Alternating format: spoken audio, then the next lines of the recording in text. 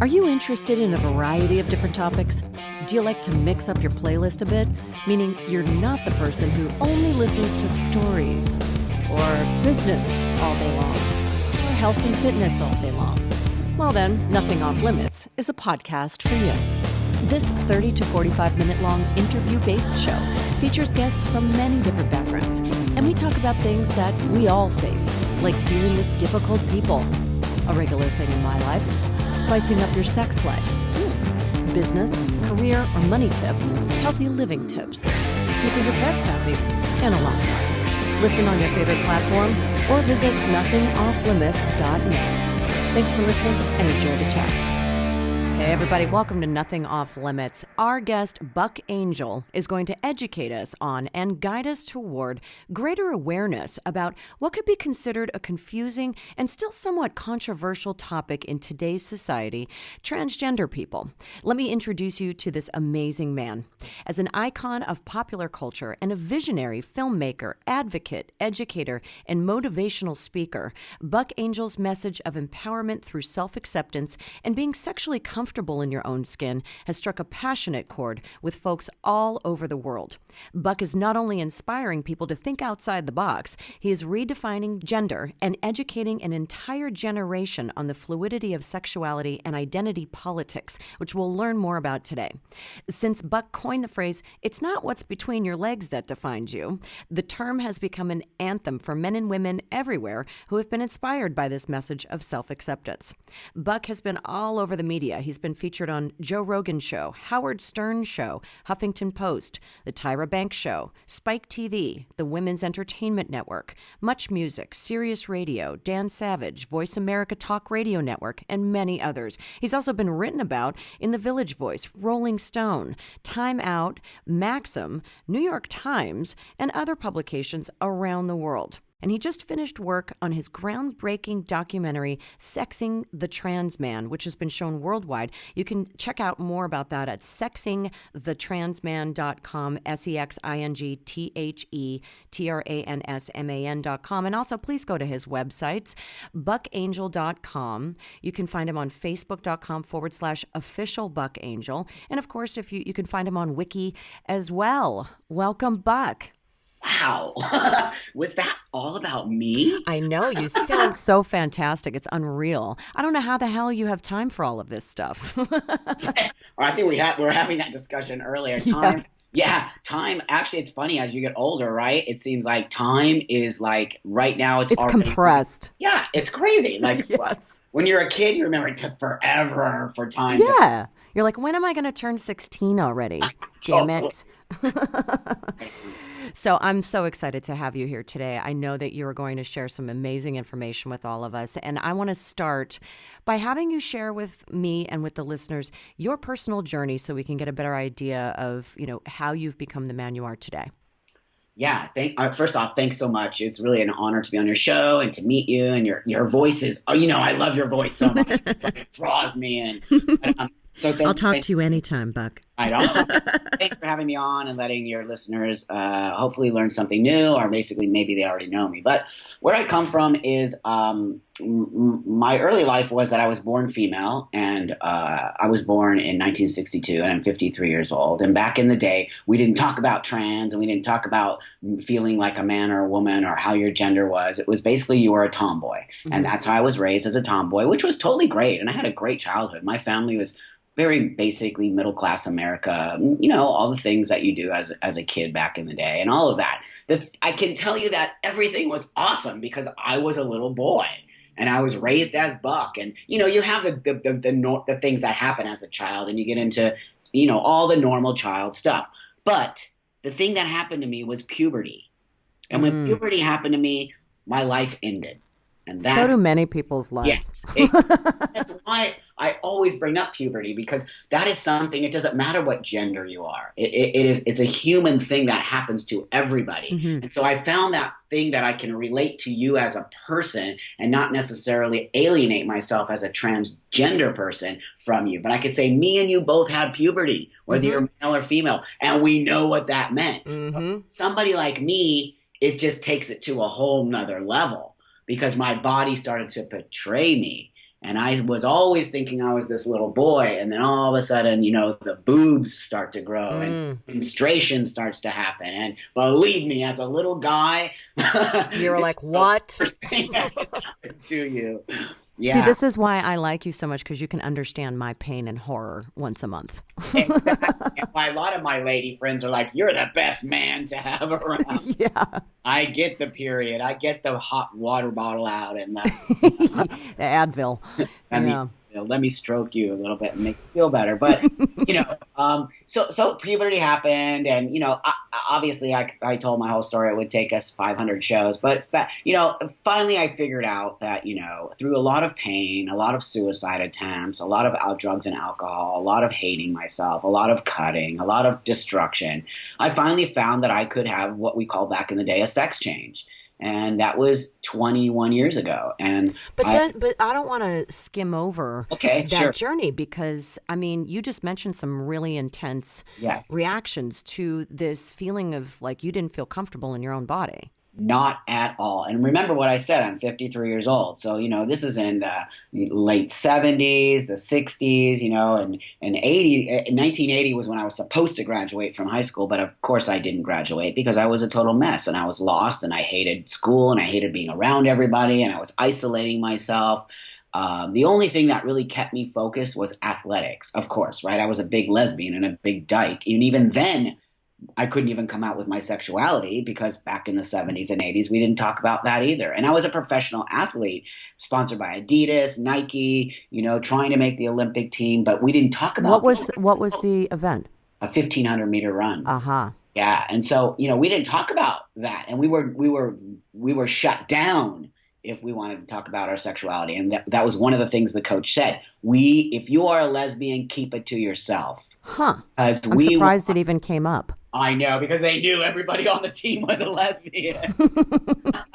We're just not going to talk about it. So it was like a big, let's just not even address it. Well, also because Adidas and Nike and all these places would have dropped us. Interesting. Today, where Adidas is proud sponsors of gay athletes. Back in the day, They dropped you like a heartbeat. Right. So much has changed. And I definitely want to dive into that whole topic later on. Yes. But this is amazing to me, though, that you were like a very successful athlete, yet at the same time you were doing drugs and drinking alcohol and all of this. Yep, totally. I was, I would leave bottles of alcohol when I would do my 15-mile training runs. I would literally go and hide bottles of alcohol at certain points where I would stop and drink and keep going. How is that even possible? I know. How is that possible? That's called alcoholism.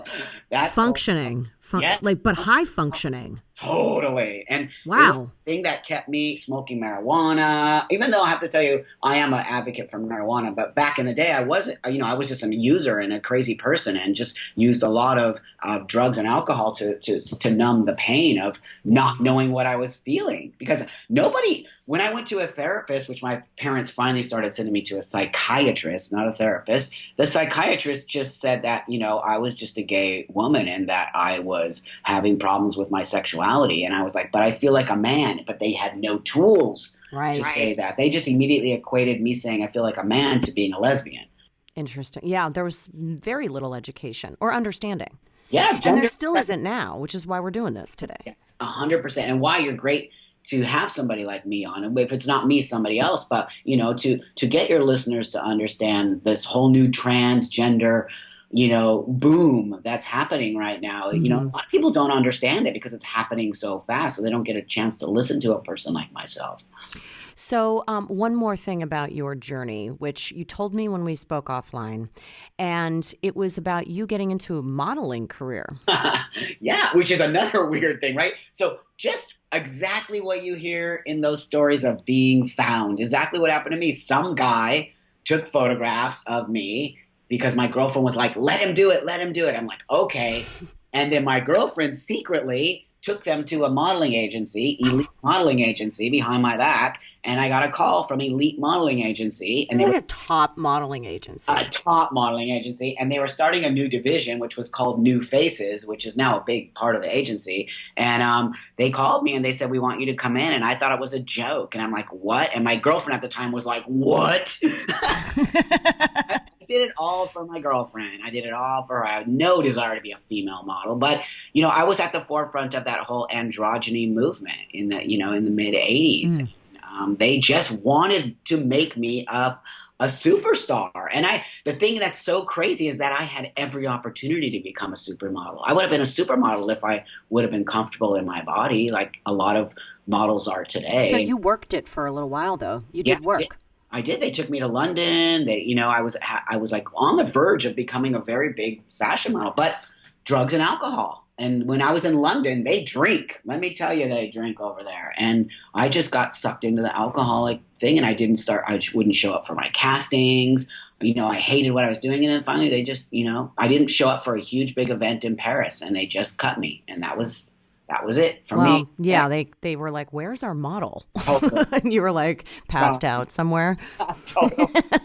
Totally. And I'm laughing, but it's actually terrible because this all then stems back to what you were getting to earlier, which is that all of these struggles, these challenges, yet you were so on the cusp of like becoming huge in whatever you took on, you were succeeding with it.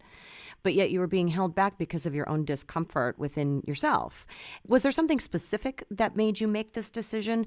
Okay, I need to become a man. Well, yeah, that's a great question because really it was leading up to it.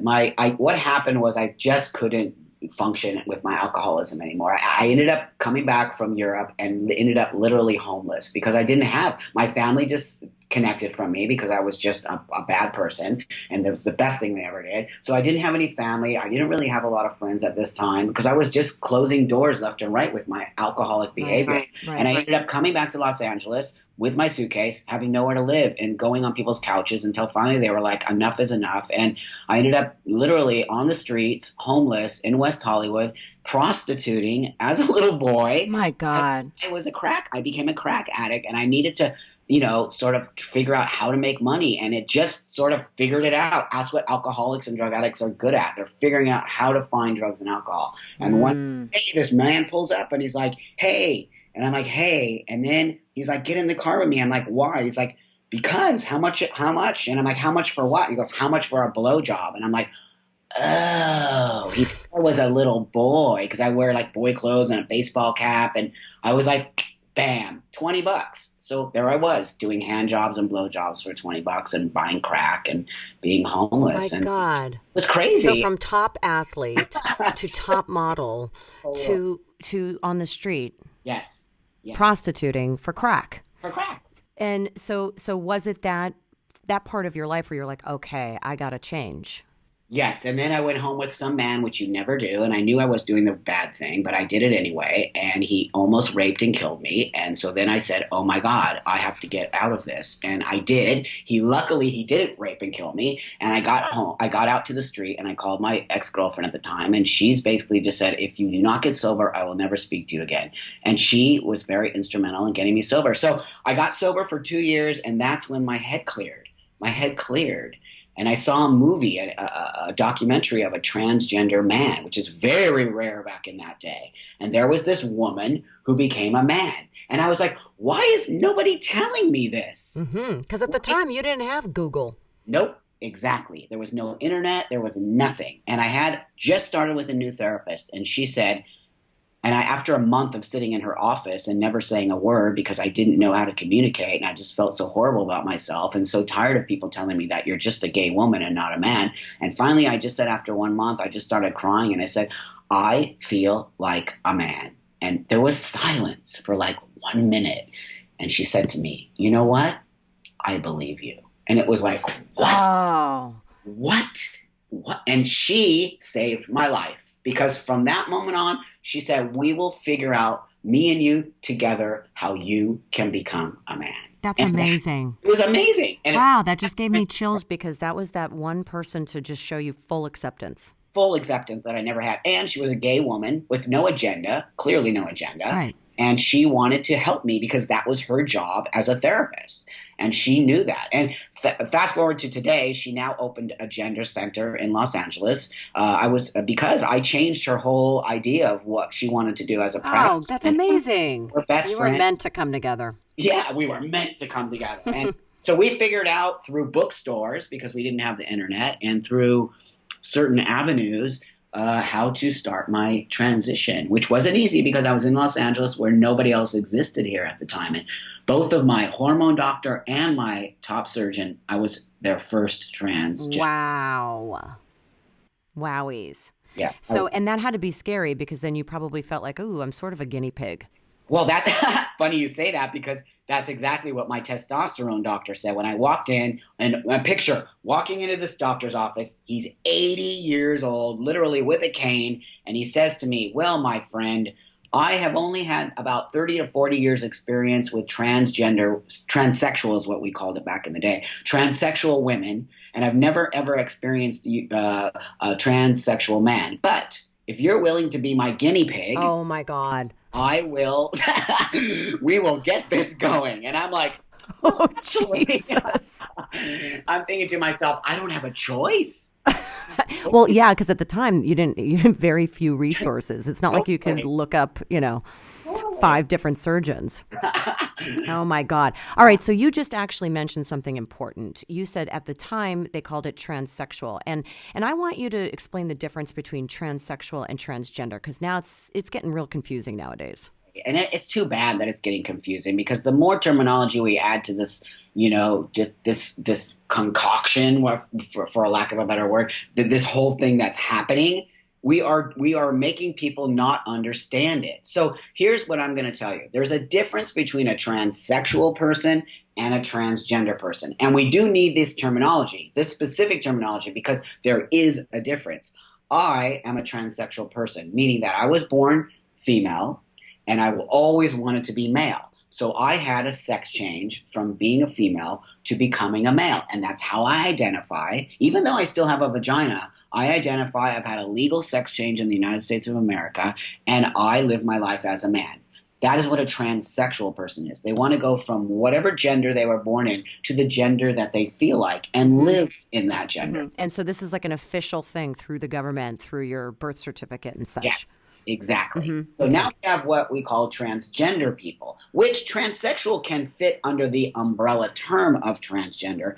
But I and my fellow transsexual people feel like we are not the same as a transgender person. So a transgender person is this: somebody who it might be born in the body that they don't feel like, but does not necessarily want to transition to become the gender that they feel like. They want to be and identify as a trans person or a transgender person, and not necessarily as a man or a woman. And that can be it is such a gigantic umbrella term. It can be anyone who says, yeah, I'm a transgender person and I feel like a man and sometimes I just want to be a man. Or it could be somebody who says, I'm gender queer and I don't want to necessarily fit in the binary. Or I can just always want to be playing with my binary. Or I want to specifically just be called a transgender person. Mm-hmm.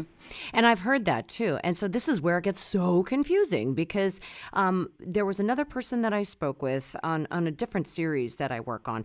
And they said, we don't even use the term transsexual anymore. It's horrible because it's not true. You see what I mean? Yeah. That's actually disrespectful to me because I am a transsexual person. So what you're doing is trying to wipe out my history. And that is because my history counts. Actually, my history, and I'm not tooting my own horn at all, but I would say not necessarily just me, but what about the elders of our community, the people that came before me? They are transsexual people. And they opened the doors to get to where we are today and why we are having these conversations. That's right. To say erase and say that terminology doesn't exist is extremely disrespectful to me and my fellow transsexual people. Mm-hmm. What do you call yourself? TranPa? I'm TranPa, totally. When you said that to me, I loved it. I was like, that is the best term I've ever heard. I'm embracing my elder status because I am an elder. I'm 53 again. That said, I'm also embracing the fact that I am a transsexual person. Mm-hmm. And it's very important that people understand that, I don't necessarily call myself a trans person. I am a transsexual and trans, but I consider myself a man. A man. And TranPa just kind of plays off that whole thing. It's cute. Yeah. I like to make people feel at ease and let's laugh and let's make it. Yeah. Yeah, when you laugh and you make fun and it just eases this intensity. Yeah, it doesn't have to be so serious. Doesn't have to be. Right. So this whole idea between the term transsexual, the term transgender, how everybody defines it, is this the distinction that you use to redefine gender when you do your motivational speaking engagements and such? Exactly. And I talk about all these new terminology, which it's always going to be. It's always going to be evolving from this point on. I don't believe we're ever going to find one specific thing, and that's what there's always going to be the evolution of gender, the evolution of sexuality, the evolution of humans. And so with that, yes, I do use that. But really what I want to say is that I'm not a transgender or a transsexual activist. I am a human rights activist. I believe what my ultimate goal is to bring us all together as humans and stop separating us because we have differences. Differences are beautiful and great. Yeah. What they do is they divide us, right? Yes. Divide us, which is such a dangerous, horrible thing because we are individuals. We might all have a different way of thinking and being and wanting to be. But at the same time, I believe really blanketly that we all have the ultimate goal, which is to be happy and live life as absolutely people. But I think divides are going to be here forever and ever and ever because it gets passed on from generation to generation. And it's not just within LGBT community. It's like race, culture. There's so many different ways that people automatically create divides that it's inevitable.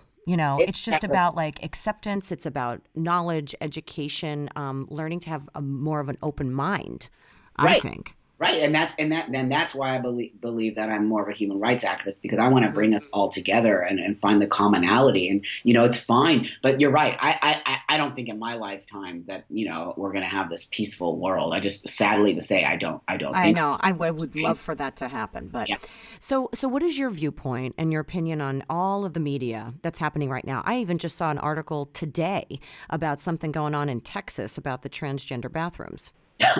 It's everywhere. Like everyone's latching onto it in these particular states that decide that they want to alienate other groups of people because it's wrong, or these people are going to rape our children, or these people are molesters. I mean, how disrespectful are they to even say those words connected to my community? Because what they're making up is lies and with zero evidence of any of this ever happening. They're doing in what we call fear-based tactics. Yep. And that's exactly what... This is the crap that, really stirs up war. People forget history. Hitler did the same thing. And I always use this, even though, because Hitler, when you say Hitler, people just lose their minds on both sides. But really, think about it, is exactly what happens when people want to gain control of the people. And that's exactly what their fear-based tactics of saying transgender people are perverts. And now we're going to have, men dressing as women. How disrespectful of you to think that it is just that. Being a transgender person is just dressing in clothes and going to the toilet. Like, what are you talking about? Right. Really, it just makes no sense. But that said, it's a scary thing that's being done because they're trying to come after us and trying to alienate the rest of the world, United States, against us. But it's not going to work. People are coming to us, to our defense. The federal government has come to our defense. Good. And also, I think that there are some positive things happening on the flip side where, there have been a few shows that have come out. Transparent, great show on Amazon. There's some other ways that it's just being approached in a positive way to just kind of show people that, these are human beings. This is not some weird freak of nature. No, but the thing is, like, we also have to remember that all of these things that are happening that we see, and we live in Los Angeles and New York and San Francisco and Seattle, and, we live in a bubble. Right. We live in a bubble of acceptance and people willing to share. The rest of the United States is not like that. That's true. Clearly, because Trump is where Trump is for a reason. It's not a joke. Yeah. And I think, and it's, again, it goes back to that conversation of these divides that'll never go away, even within the U.S. But we are fortunate to be in big cities that have much more diversity Right. And hopefully that will create change, and hopefully that you finally make it to the people in Middle America who are getting the wrong message. So let's talk about those people in Middle America, Yes. or even people who might be living in a big city but are just kind of like unaware or Right. disconnected from this whole topic. What are some of the, like, if they're curious, if they meet someone who explains that they're a transgender person, and what kind of questions should they ask? What's off limits? Well, pretty much everything is off limits, because you don't just necessarily meet a transgender person and say, well, now I need to ask. The best thing to do when you meet a transgender person, and if you're curious about them being transgender, is to say, wow, I'm really interested in your story. Just like that. And then not, what do you have in your pants? Because Right. I'm the guy that has no problem answering any question about But you're everything. rare.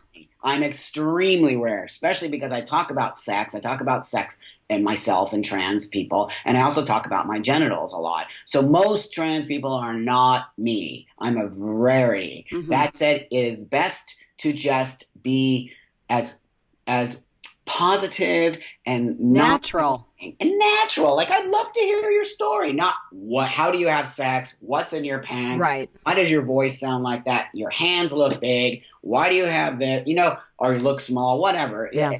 Understand it. Just be sympathetic and compassionate. And willing to just not.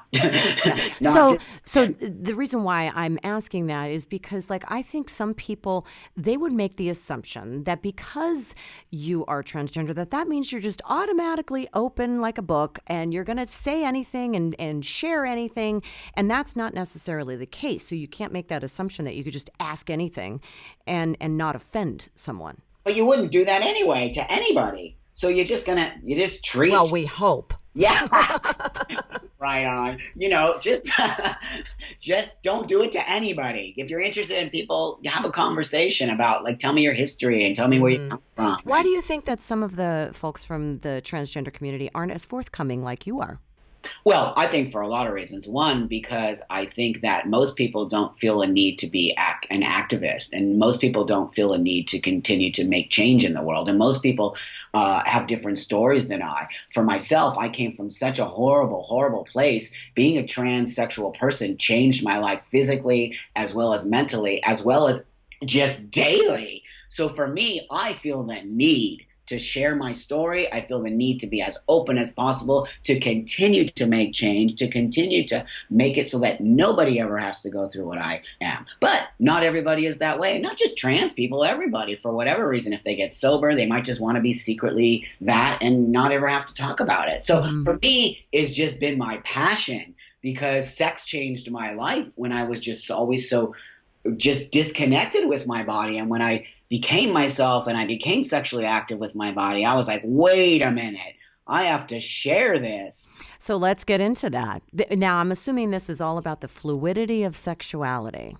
And so what happened for me was that I just was always shut down sexually, because I wasn't comfortable with my vagina, and I wasn't comfortable being in a female body sexually, and I would have to get drunk and stoned and wasted to have sex, and I don't even remember if I enjoyed it or not. All I know is I transitioned, I got my male body, and I was disconnected still from my vagina until one day during masturbation, because testosterone heightens your libido considerably. Not in all of us, but, a lot of us. And I was just doing that. And next thing you know, I'm having orgasms, and I'm like, penetrating myself when I never had penetrated myself before. And I was like having orgasms, and I'm like, what is this? And why did nobody tell me how amazing this is? A whole new world opened up. All for me. And I was like, I'm not getting rid of my vagina. I love my vagina. And I just remember being like, wow, like, how many other guys are being so disconnected with themselves because they're scared? And so that's sort of really So when you talk about this, when you teach about this, what do you focus on, and how do you help people to get to that idea of fluidity with sexuality? So what I focus on first and foremost is learning to love yourself, and that means masturbating. I'm huge on masturbating, and I'm huge on sex. So if you cannot, I'm sure you've heard this before, you cannot find love or have somebody love you until you love yourself. That's And right. that also is with sex. If you don't know your body sexually, nobody else is going to be able to please you sexually because you don't even know how to please yourself. Mm-hmm. So what I talk about is that learning to reconnect with your new body sexually, because it will open doors for you to feel much more confident. People who are sexually confident are also very confident people. Yes. They are. You can Yes. tell when somebody. You actually feel that energy when someone walks in a room. Always, Mm-hmm. always. And I equate a lot of myself to being such a confident person because of my sexual confidence. And so it's what I talk about.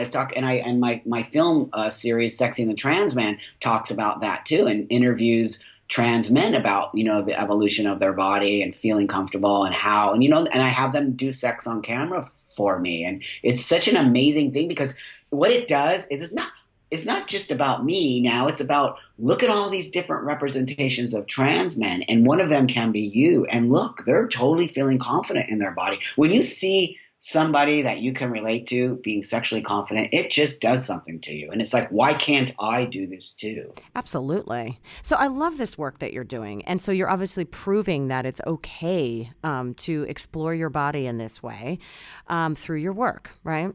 Yes, 100%, because it is. Sex is a great thing. And, I'm not saying that everyone should have sex, because some people just don't feel comfortable having sex and they don't want to, and that's okay. But I think, well, I'm just speaking to learn to love your body, however that is. But sex to me was the way I did it. Mm-hmm. And so is there anything else that you focus on when you teach? Well, I focus on really positivity. I like to focus on positivity and understanding that, stop being a victim. Mm-hmm. Because trans people are victims. They love to be victims. They love to say, my life sucked. I never got to be this. It's easy to fall into that victim mentality. It is. We all do it. I do it sometimes. It's just easy thing to do. We all do it, trans or not. Trans or not. And so what I do is I say, stop victimizing yourself and be a survivor. Mm-hmm. Because that's what you are. You're a survivor. So I talk about how to, first off, how to stop feeling negative in a daily basis, because what you put out comes back to you. I'm this kind of guy who believes in positive energy, working through things, speaking, making dialogue, conversation, even if you don't like it. Do things that are difficult for yourself, because when you do the difficult things, the other things just come to you. Mm-hmm. The difficult things are what make you grow and expand. Yes. Yes. Mm-hmm. Mm-hmm. And I love what you're doing. You're sharing such amazing messages with people out there. What else is coming up for you? Oh my gosh, I travel.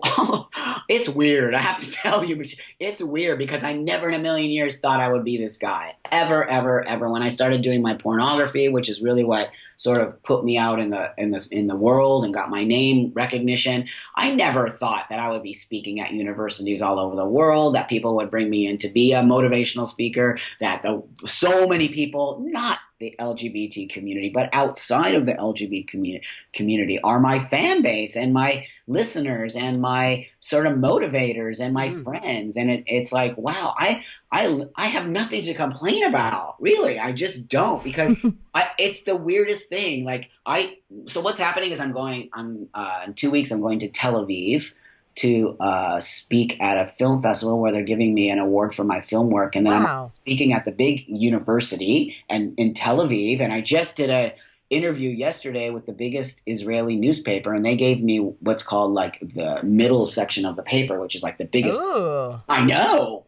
You're the centerfold. Yes. Yes. In the biggest paper in all of Israel. That's amazing. Easy. It's crazy, right? That is so cool. It's amazing and liberal, and gay pride. I'll be there for gay pride, and I hear it's one of the most amazing gay prides in the world. That's awesome. Yes. Tell us briefly about your porn career.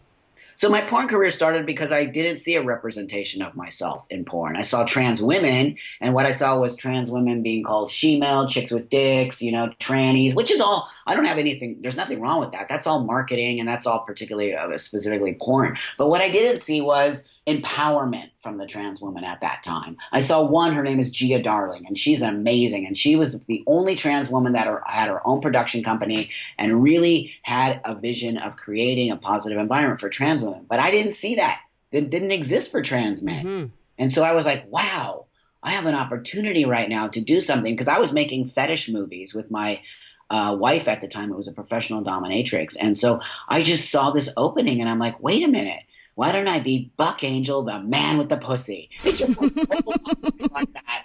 And I remember my friend at the time, he was like, oh my God, dude, that's a most brilliant idea. You're going to change the world. And I'm like, I'm making porn. The last thing I'm going to do is change the world. That's the exact. But you know what? Out of his mouth and to the universe, right? What is that phrase? Out of your mouth and Yes. to the gods or whatever. It's like you are changing the world. I mean, like I said, I just never thought I would be this guy. And so I started doing it and it was difficult. Nobody wanted anything to do with me. And my adult industry peers didn't want anything to do with me. And everyone Why thought is that? They thought it was really disgusting and weird and gross. And yeah, it was shocking. That is shocking because that's the whole idea is this openness about sexuality in porn. It's so over the top. You know, it's like, how could they think that yours is different or bad? Because here's the misconception that we all have, including myself, that the adult industry is about being progressive, open-minded. Right. No, it isn't. That has nothing to do with the porn industry. The porn industry is mainstream, run by white men who only want to make money. That's what some people just have this thing, oh, porn is great. Nope, not my experience. Now, in 2016, it's a whole different ballgame because we have queer porn now. We have people producing their own porn. We have the internet. We have all these ways that people can produce and make what they want to see. But when I started in 2001, that didn't exist. Wow. And so you've seen so many changes over the years. That's what I'm seriously TranPa. Yeah, it's crazy. And that's why I have a huge amount of gratitude for what I am, because, you know, now it's like I keep telling these young kids, calm yourself down. You can take your time to do this and it's not going anywhere. And you have so much opportunity to really work on yourself and to make your transition a really positive thing. Back in my day, we didn't have it. And it sounds just like a grandpa. I'm like, back in my day. But this is important stuff.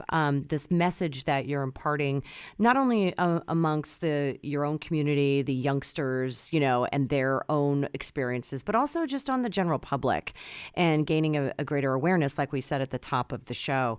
Is there any final messages that you'd like to leave the listeners with about what you're doing, the empowerment that you're trying to provide to everyone?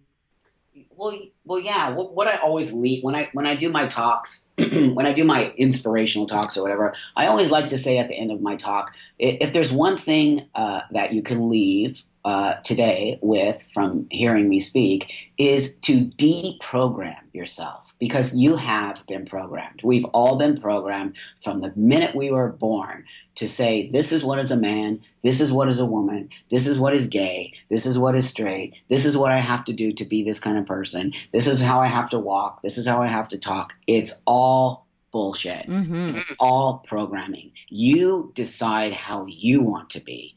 With that, I'm a big believer of what you put out comes back to you. So make sure that you are living a life of gratitude and acceptance and understanding and always willing to learn and have dialogue. If you don't understand something, ask. But stop making assumptions about people and realize that it's your own ego. Ego plays a huge part in why you feel certain ways about certain things that are negative. Let your ego go and learn and be a grateful person. And I guarantee you, your world will be a whole different place. Well, that's an inspiring message to me for sure, and I'm sure to the listeners. And that's the whole point of Nothing Off Limits, is to get this kind of like eye-opening experience, like, hey, wake up. Right. Wake up. Wake up. Buck, you're amazing. Everybody out there listening, please, if you haven't already throughout the show, please go to buckangel.com. Check out sexingthetransman.com. Find him on Facebook. And are you on Twitter and all of that as well? Twitter is Buckangel at Twitter, you know, Buckangel. Buckangel everywhere. Just search on Buckangel and you will find him. And Buck, I can't wait to have lunch, or we'll go for dinner or do something next time you're not traveling to Tel Aviv and shit like that. Right on. Thank you so much for all of your time. Thank you. Nothing Off Limits is independently produced, and your donation is welcome to support the time and heart that it took to create this content.